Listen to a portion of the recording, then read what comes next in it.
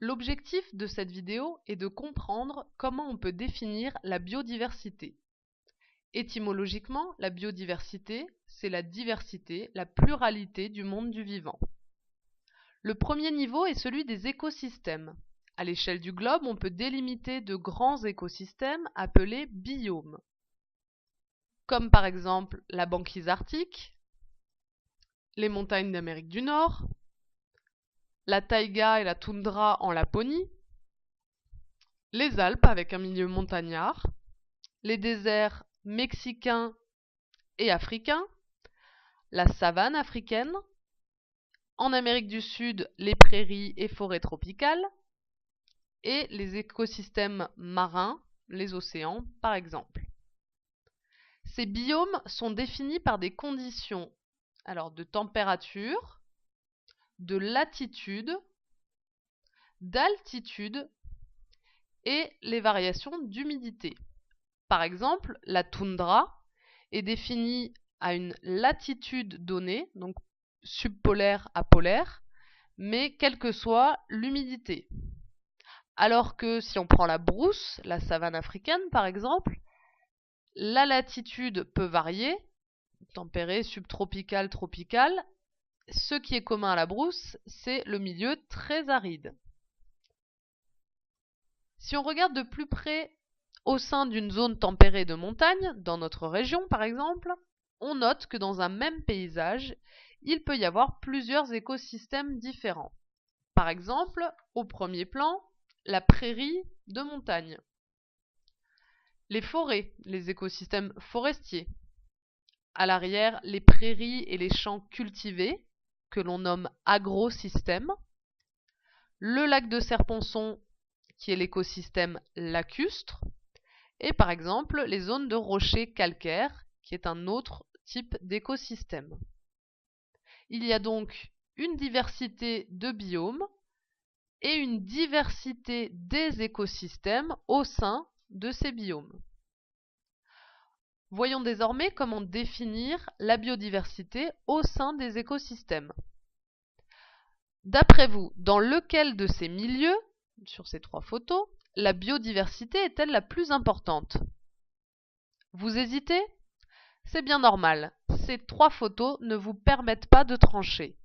Pour évaluer la biodiversité, il faut inventorier, compter le nombre d'espèces présentes dans chacun des milieux. On arrive donc au deuxième niveau de la biodiversité, qui est la diversité des espèces. Pour inventorier cette diversité, il faut savoir ce qu'est une espèce. Combien d'espèces différentes voyez-vous sur cette diapositive? A priori, 10. Oui. Alors, on peut trouver des points communs entre certains. 2 pattes, 2 ailes. Ici, des fleurs, des pétales, des sépales, des étamines. Alors, lui, il est tout seul. Là, on a 3 paires de pattes, 2 antennes. Ici, 4 paires de pattes. On a pourtant partout 10 espèces différentes. Par exemple, le raton laveur, avec ses petites moustaches, petites oreilles, taille plutôt petite, contrairement à l'éléphant, avec sa trompe, ses défenses, ses grandes oreilles. Le gnou, on arrive très nettement à les différencier. On va donc définir d'abord une espèce par des critères morphologiques. Regardez maintenant ces photos. Combien d'espèces voyez-vous? Eh bien, il n'y en a qu'une seule. Ils ont pourtant des points communs, mais on ne peut pas dire qu'ils se ressemblent tant que ça. Si on regarde un Saint-Bernard et un Yorkshire, par exemple, il y a de nettes différences morphologiques. Et pourtant, ils font partie de la même espèce, le chien. L'objectif est toujours le même. Combien voyez-vous d'espèces sur cette photo?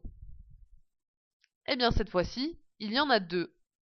L'éléphant d'Afrique et l'éléphant d'Asie qui n'appartiennent pas à la même espèce et pourtant qui se ressemblent beaucoup. Dernier exemple, ces punaises. Combien d'espèces? On pourrait dire une ici, la troisième, peut-être une quatrième, il y a des différences morphologiques. Eh bien pourtant c'est la même espèce, la punaise verte, Nesara viridula, ici adulte, et en fait les autres qu'on a pu observer sont des stades juvéniles, des petits. Il y a ici 5 stades juvéniles, un stade adulte, ils ont des différences morphologiques, mais pourtant c'est bien la même espèce. Une nouvelle fois, le critère de ressemblance morphologique ne semble pas fonctionner, ou en tout cas ne semble pas suffire pour définir une espèce. Au XVIIe siècle est donc arrivé le critère biologique d'interfécondité. En fait, on dit que si deux individus, bien qu'apparemment différents, peuvent engendrer une descendance fertile, alors ils font partie de la même espèce. C'est le cas ici.